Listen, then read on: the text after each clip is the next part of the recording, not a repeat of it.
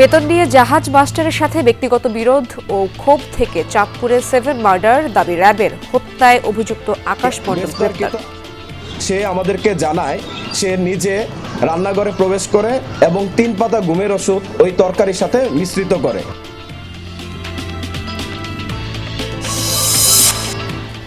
বরিশালে নতুন ভবন নির্মাণে নকশা অনুমোদন দিচ্ছে না সিটি কর্পোরেশন, পড়ে আছে হাজারের বেশি আবেদন।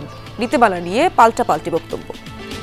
40% প্ল্যানের এইসব টাকা কিন্তু সব জমা দেওয়া, এরপরে হোল্ডিং কিন্তু জমা দেওয়া হয়ে গেছে, এরপর আমরা প্ল্যান পাচ্ছি না। রাস্তা যদি 12 ফিট হয় একরকম হবে, যদি 25 ফিট হয় তখন আছে আনলিমিটেড। যারা আবেদন করছে তারা এই ক্রাইটেরিয়াগুলো মানতে চাচ্ছে না।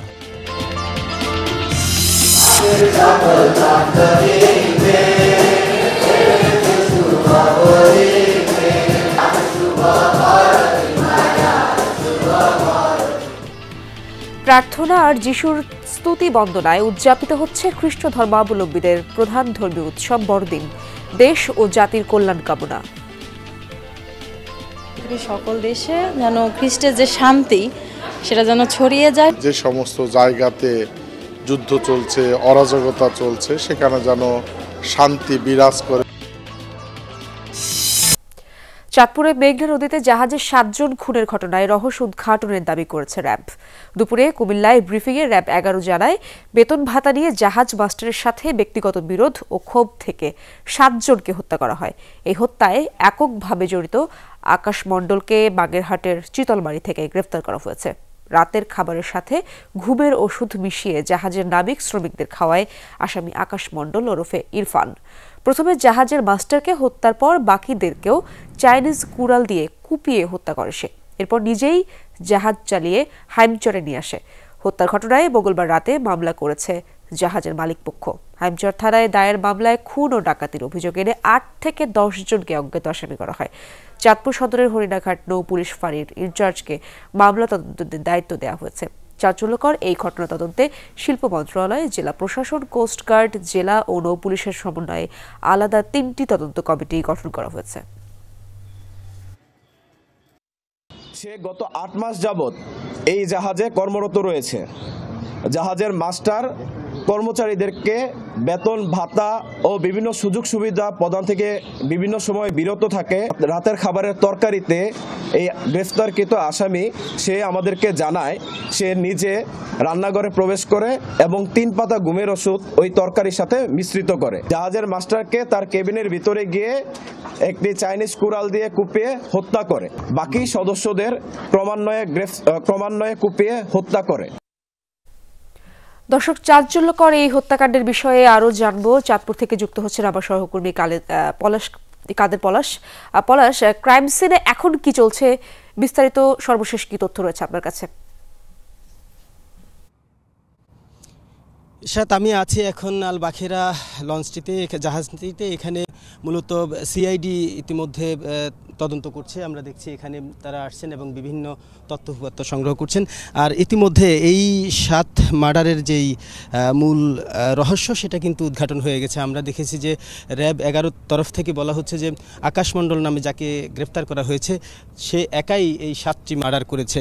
আর আমি এখানে একই মালিক পক্ষের আরেকটি জাহাজ আছে মাগুন 3, সেখানে কয়েকজন স্টাফের সাথে কথা বলেছি। মূলত যে আকাশ মণ্ডল এই খুনগুলো করেছে তার ভেতরে একটা চাপা ক্ষোভ ছিল। সেই ক্ষোভের বহিঃপ্রকাশ হিসেবে সে মাস্টার সহ সারেং সহ 7 জনকে খুন করেছে। তো মূল কারণটা ছিল এইরকম যে গত কয়েক মাস ধরে সে বেতন বাড়ানোর জন্য দাবি করে আসছিল মালিক পক্ষের কাছে, কিন্তু মালিক পক্ষের কাছে এই তথ্য বা এই দাবি পৌঁছানোর মাধ্যম হচ্ছে মূলত মাস্টার এবং ড্রাইভাররা। তো মাস্টার এবং ড্রাইভার কিন্তু মূলত থাকে মালিক পক্ষের সরাসরি নিয়োগ, আর অন্যান্য যেসব স্টাফ থাকে সেসব স্টাফরা থাকে ড্রাইভার এবং মাস্টারের নিয়োগ, যে কারণে সরাসরি মালিক পক্ষের সাথে এসব স্টাফরা কথা বলতে পারে না। আর এই দাবিগুলো কিন্তু উপস্থাপন করা হয় মাস্টার এবং ড্রাইভারদের কাছে।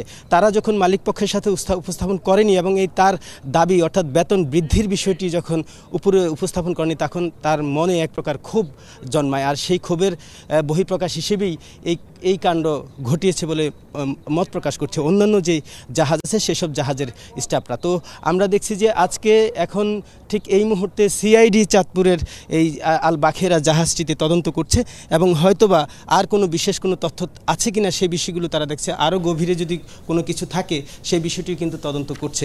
ইশরাত। পলাশ, ধন্যবাদ আপনাকে। নারায়ণগঞ্জের রূপগঞ্জে বিএনপির দুই গ্রুপের সংঘর্ষে কাঞ্চন পৌর ছাত্র দলের আহ্বায়ক পাভেল মিয়া নিহত হয়েছেন।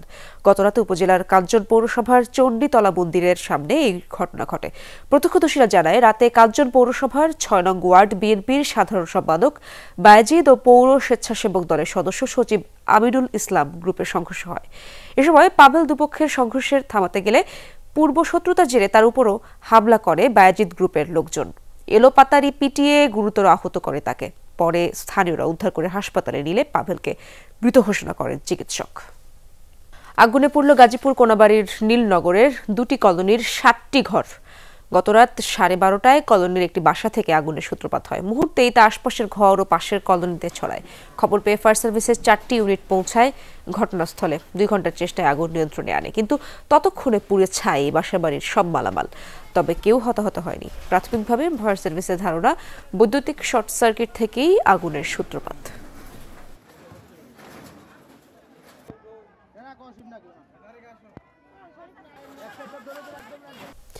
কয়েক বছর ধরে নতুন ভবন নির্মাণের প্ল্যান অনুমোদন দিচ্ছে না বরিশাল সিটি কর্পোরেশন। ফলে বরিশালের সার্বিক অর্থনীতিতে বড় ধরনের নেতিবাচক প্রভাব পড়ছে। ধস নামতে শুরু করেছে আবাসনের সাথে সংশ্লিষ্ট ব্যবসা বাণিজ্যে। বেকার হওয়ার পথে শ্রমিকরা। সিটি কর্পোরেশন বলছে 1996 সালের ইমারত নির্মাণ নীতিমালা মানতে নারাজ আবেদনকারীরা। যদিও কনসালটেন্সি ফার্মগুলোর দাবি, বরিশাল সিটি কর্পোরেশনের নিজস্ব নীতিমালা থাকার পরও আইনের দোহাই দিয়ে প্ল্যান আটকে রেখেছে নগর কর্তৃপক্ষ। জীবনের শেষ সময়ে এসে পেনশনের টাকায় 4তলা বাড়ি নির্মাণ করতে চেয়েছিলেন মনিরুজ্জামান। প্ল্যান অনুমোদনের জন্য আবেদন করেছিলেন বরিশাল সিটি কর্পোরেশনে। অনুমোদিত প্ল্যানের জন্য 3 বছর ধরে ঘুরছেন নগর ভবনের কর্তা ব্যক্তিদের টেবিলে টেবিলে। 58 বর্গ কিলোমিটার আয়তনের বরিশাল সিটি কর্পোরেশনে জনসংখ্যার সাথে বাড়ছে আবাসনের চাহিদা। মাথা গোঁজার ঠাঁই নিশ্চিত করতে প্রয়োজন বহুতল ভবন নির্মাণ। কিন্তু কয়েক বছর ধরে নগর ভবনে পড়ে আছে 1000-এর বেশি প্ল্যানের আবেদন।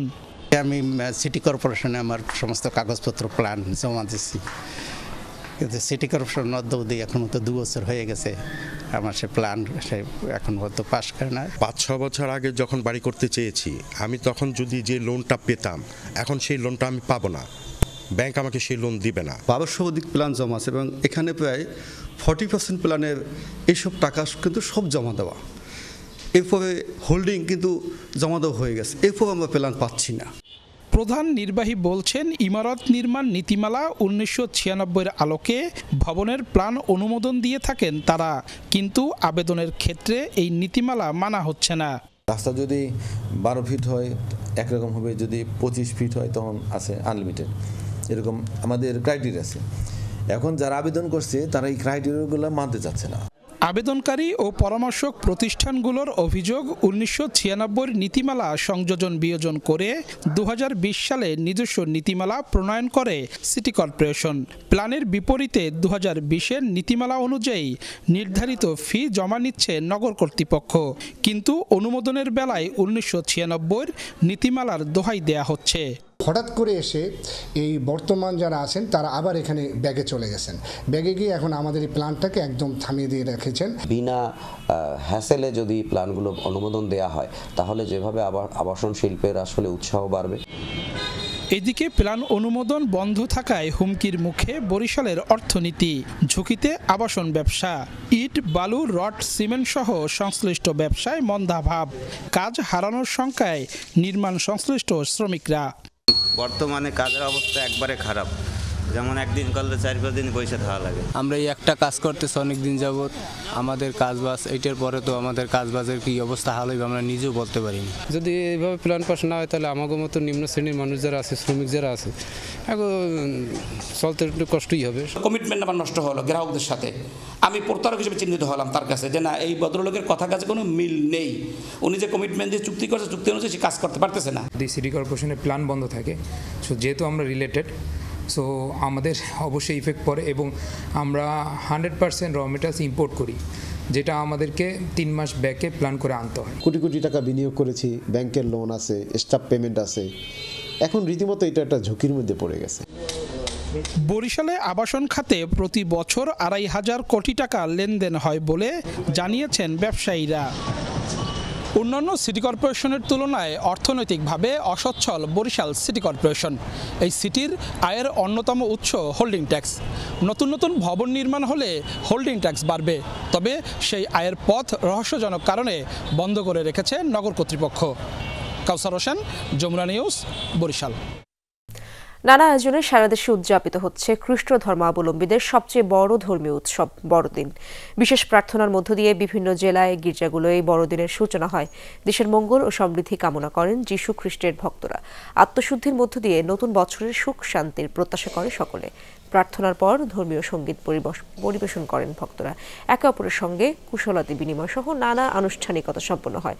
পরে কেক কাটার মধ্য দিয়ে শেষ হয় দিনের প্রথম ভাগের আয়োজন। এরপর চার্চগুলোতে রয়েছে প্রীতিভোজ। বিকেলে হবে সাংস্কৃতিক অনুষ্ঠান। আমরা এই দিনটাতে অনেক রান্না বান্না আয়োজন করি, সবাই খাওয়া দাওয়া করি, ঘোরাঘুরি করি, বন্ধু বান্ধব আত্মীয় স্বজন সবাই একসাথে একটা গেট টুগেদার হয়। অনেক আনন্দের, মানে সারা বছর এই দিনটার জন্য আমরা অপেক্ষা করি। আনন্দের বিষয়, সকালবেলা উপাসনাতে এসেছি, বিশ্ব শান্তির জন্য প্রার্থনা করছি, দেশের জন্য প্রার্থনা করছি। দর্শক, বড়দিন উদযাপনের খবরাখবর জানবো। পাবনায় যেতে চাই আমার সহকর্মী কলিট তালুকদার সেখানে রয়েছেন। কলিট, প্রীতিভোজ কখন সেখানে এবং উৎসবে দিনভর আর কি কি আয়োজন রয়েছে?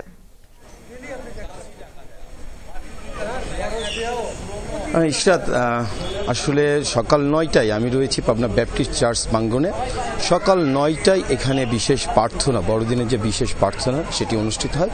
প্রার্থনা পরিচালনা করে পাবনা ব্যাপটিস্ট চার্চের যাজক ইসাক সরকার। প্রার্থনায় দেশ ও জাতির মঙ্গল কামনায় বিশেষ প্রার্থনা করা হয়। প্রার্থনা শেষে অনুষ্ঠিত হয় বড়দিনের যে বিশেষ কেক কাটা, সেই কেক কাটা হয় এবং তারপরে ছিল পিঠা পর্ব। এখন আসলে কিছুক্ষণ পরে অনুষ্ঠিত হবে প্রীতিভোজ। সেই প্রীতিভোজে যারা খ্রিস্ট ধর্মে বিশ্বাসী রয়েছে পাবনাতে, তারা একত্রিত হয়ে সেই দুপুরের যে ভোজ সেটি করবে। এবং এর আগে গতকাল অনুষ্ঠিত হয়েছে নগর কীর্তন, যে নগর কীর্তন খ্রিস্টীয় ধর্মে বিশ্বাসীদের প্রতিটি বাড়িতে বাড়িতে গিয়ে যে প্রভু যীশু খ্রিস্ট 25শে ডিসেম্বর জন্মগ্রহণ করেছিল মানব জাতিকে পাপ থেকে মুক্তির জন্য, সেই বার্তা আসলে প্রচার করে বিভিন্ন বাড়িতে বাড়িতে। পাবনায় এবার 22টি গির্জায় বড়দিনের বিশেষ প্রার্থনা অনুষ্ঠিত হয়।